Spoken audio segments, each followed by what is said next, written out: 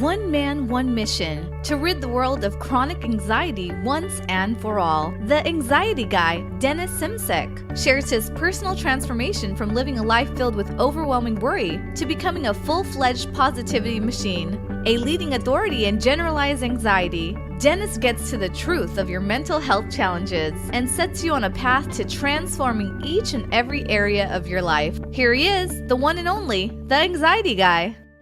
Welcome, warriors, to episode number 102 of the Anxiety Guy podcast. Can I get a hell yeah for how exhausting and depleted you may be feeling due to anxiety? Yep, that's where we're going today. Dennis Simsek here with you today, and I want to tap into some very important points. I want to dig deep today. I want to give you something that you can work with after this session. And you know what? I want to kind of tap into our growing up years for a second, guys. Think about growing up. We needed to do something to deserve something. We needed to be someone to feel something good. We needed to fight for something to achieve something. This was the daily thing. Everybody told us these things. No, you cannot feel good about yourself until you do X, Y, Z. You got to fight in order to get somewhere. You got to fight for what you want, I was like, man, is this life? And somebody coined it really well. They called it the rat race one time. They said, oh, we live in a rat race. Society is like a rat race. It's true. Society as a whole doesn't know peace. We only know chaos. And we are attracted to and attract more chaos in our life consistently. I mean, think about the majority of people that you surround yourself with on a daily basis. I'm talking about your boss. I'm talking about your coworkers. I'm talking about your friends.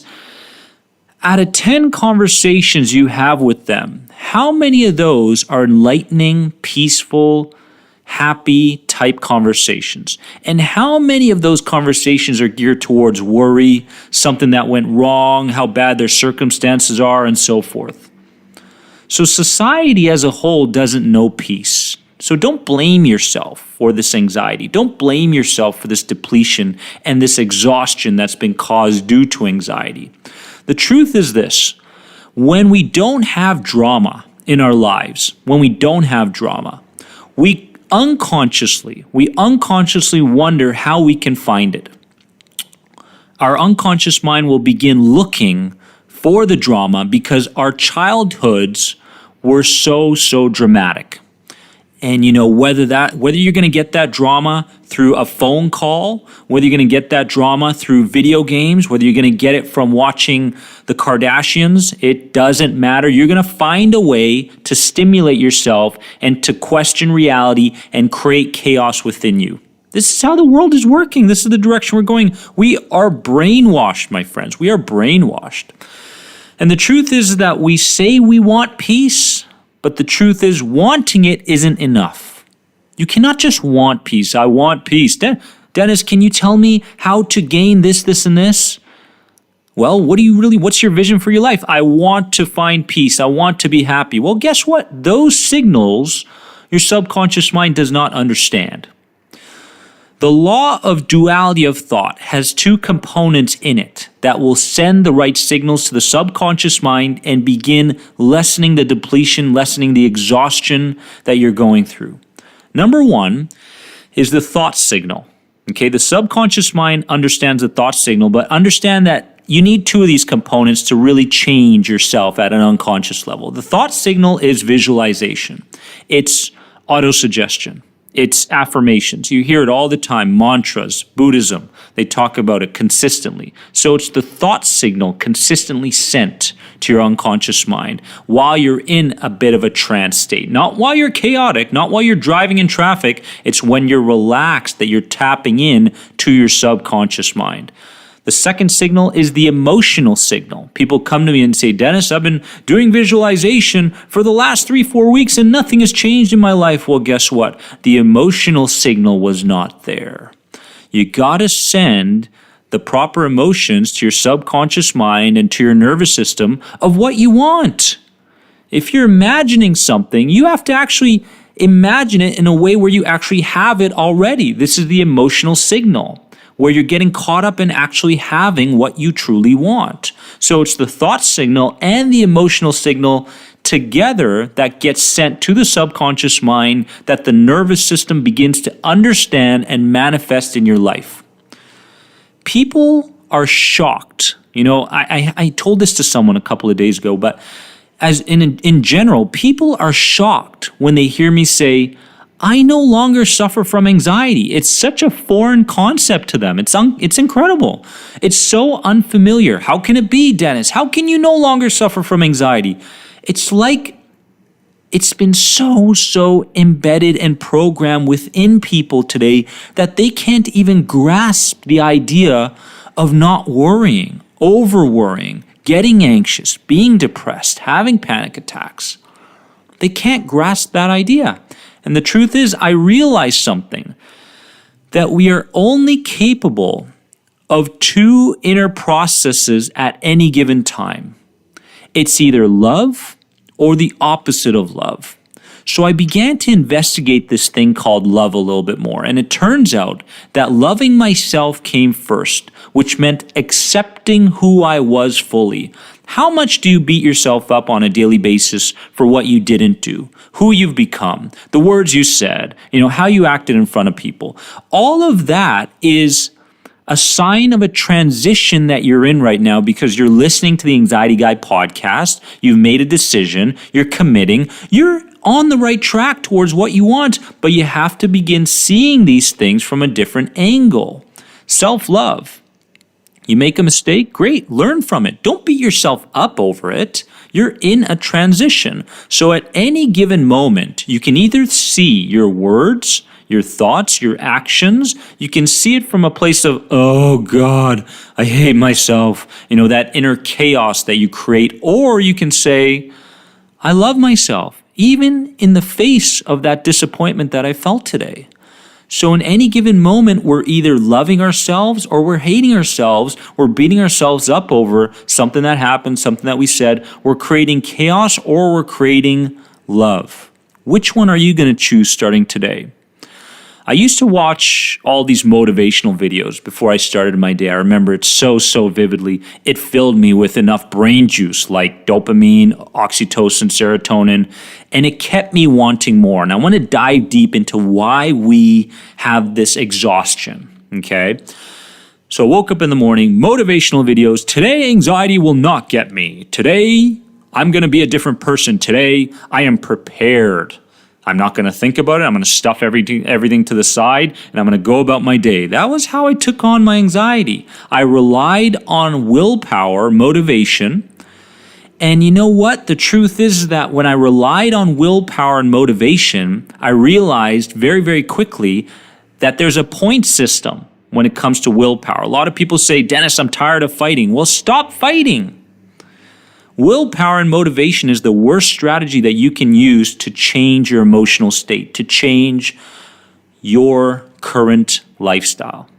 Relying on willpower because it's a finite resource, okay? The more willpower that you use when you wake up in the morning and stuff everything to the side and you don't use CBT, you don't use NLP, you don't use hypnosis, if there's not a strategy, a 3-month strategy in place, you're using willpower.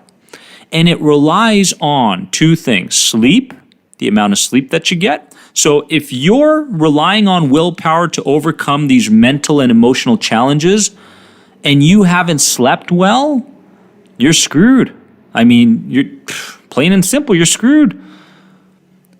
And the second is glucose, your glucose levels. Those are the two things that give you more willpower points. And you're always fighting and always depleting yourself further. The truth is that when you're at a willpower point, you succumb to preconditioned thoughts, emotions, and actions, and then you beat yourself up over that. So there I am. I'm 2 p.m. I hit the wall. Okay, all my sensations, I've been so internal for the entire morning. I've been so chaotic the entire morning and the early afternoon. And I've created this self-fulfilling prophecy of how my day is going to go. And I'm tired. I'm really emotionally, mentally exhausted. And the truth is that you lost so many willpower points along the way. So how do you lose willpower points? Well, you do it when you're engaged in incredibly emotionally traumatic things throughout the day, like picking on your physical sensations, wondering if they're going to show up later, all that stuff internal. But you're also losing willpower points by all the decisions you have to make in the morning, the afternoon, and the evening, such as what are you going to wear? Why is the toilet seat up? All these little tiny things that take up energy, take up internal resources, are causing you to be more depleted and more exhausted. Exerting emotional control uses up willpower points. Suppressing your past traumas and not coming to a conclusion about them uses up willpower points. So when you stuff all that emotional trauma as a child in the corner and not deal with it, not come to a conclusion about it, you're using up inner energy, inner resources. You must understand where your anxiety began. And a lot of people say, well, Dennis, I don't know. I really don't know. Well, guess what? Maybe consciously you don't know, or maybe you just don't want to go there. You've practiced this idea of stuffing things aside for so long that it's scary to confront what happened in the past. It's scary, and therefore you don't go there. The truth is that if you don't reveal the reasons for why your nervous system began to react in this way, this anxious way, then guess what? You're never going to turn this around. You have to figure out what the template is, what everything is being connected to, because that is the way your subconscious mind is reacting now. It believes that you're still reliving those traumas because you haven't come to a conclusion about them. It's waiting for your conscious mind to step up and say, you know what? Here's what happened way back when. Here's the new perspective I have about it. And here's the lesson I gained from it. So I'm glad it happened. There's got to be that kind of an approach to any of those emotional traumas that happen. But getting back to the idea of willpower here, and getting back to the idea of suppressing emotions and living in chaos and just being exhausted, we got to understand what the fix is. What's the fix? Well, the fix comes in a couple of parts. Number one is your physiology. You have to take control of your physiology. Don't you remember a time where you were so empowered, so grateful, so proud of yourself? Do you remember what kind of physiology you had then? Notice what your shoulders look like. Notice how you're standing and how you're walking and how you're breathing. People start to go, he's talking about breathing patterns again. Well, I tried that. What do you mean you tried that? When you can begin to exert a certain breathing pattern consistently, you are sending signals to your nervous system that say, I don't need the anxiety right now. I don't need the adrenaline. I don't need the high alert system, the stress response to be on right now. One of the most powerful things that you can do is begin to practice a breathing pattern that goes in a different direction than getting your emotional mind connected in and breathing as far as hyperventilating or shallow breathing. That's the worst thing you can do. Those are the worst signals that you can send. So if you're not consciously focusing on your breathing throughout the day and your posture, you have no control of your physiology, which means that you are at the mercy. You are at the mercy of your unconscious mind. And you know what? It's going to pinpoint something that you're going to get scared of. And next thing you know, you're going to react to it and you're going to go, oh, see, I tried that and it didn't work. No. That's the first thing. The second thing is you want to make sure that you change your focus. You focus on the aspects of your situation, of your environment that promote a more neutral response. So therefore, if I'm sitting at work and I'm in a cubicle and I've got my computer and I'm going, oh, there's this day again. Well, guess what? How grateful are you to be alive? That's number one. How grateful are you to have Timmy beside you in the cubicle, one of your best friends? How grateful are you for your lunch break at 12 till 1, where you get to go out for a walk or whatever it is? You have to begin turning your focus from what you don't have to what you do have. So I want to ask you a couple of questions, if I may, as we're closing up this podcast episode. Number one is, are you using willpower, motivation as a strategy to overcome anxiety or to better your mental, emotional, spiritual health? Are you doing that? Number 2 is, how are you getting caught up in the chaos? How are you getting caught up in the chaos? Let's say your friend comes up to you and says, oh, my day was so crappy today. You wouldn't believe what happened, this and that. And are you competing with them? Are you competing with them to see who has it worse so that you can feel a sense of significance, love, and connection with that person? Are you doing that? You must pinpoint that you are in fact doing that, and you must admit it to yourself, and you must begin changing it. So I urge you guys to take a really good look at your life right now and begin to go, you know what? I am making a mountain out of a molehill. When a situation arises, I am constantly seeing the worst scenario as far as that situation goes, number 1. Number 2, I have no control over my physiology at all. Number 3, my internal dialogue is like I'm beating myself up over every little thing, when in fact, I'm in a transition. That's my power word, transition. Oh, I screwed up today? Guess what, my friend? I'm in a transition. Oh, you want to talk about how chaotic your day was? No, I'm not going to go there. Where I am going to go is I'm going to tell you something that I no longer want to have this debate back and forth with you, my friend, that says who's got it worse. I don't want to go there anymore because I'm in a transition. A transition is a very nice, peaceful place to be, a very neutral place to be, a place where you begin to connect to love and get away from the chaos. This is my goal for you. This should be your goal for you. And guess what, my friends?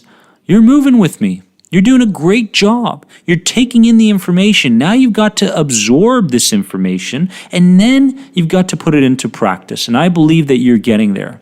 Love you guys so much. Remember, you are more than anxiety. I'll see you in episode 103 soon. Love you. Thanks for being an important part of the Anxiety Guy podcast community. If you enjoyed this podcast, please leave a positive rate and review. If you're searching for further support on your road to recovery from anxiety, head over to anxietyexit.com and take part in the powerful End the Anxiety program based around the CBT model. If you're searching for a more one-on-one approach, you can sign up now for personal coaching sessions with Dennis via Skype. Remember, you are more than anxiety. See you in the next episode.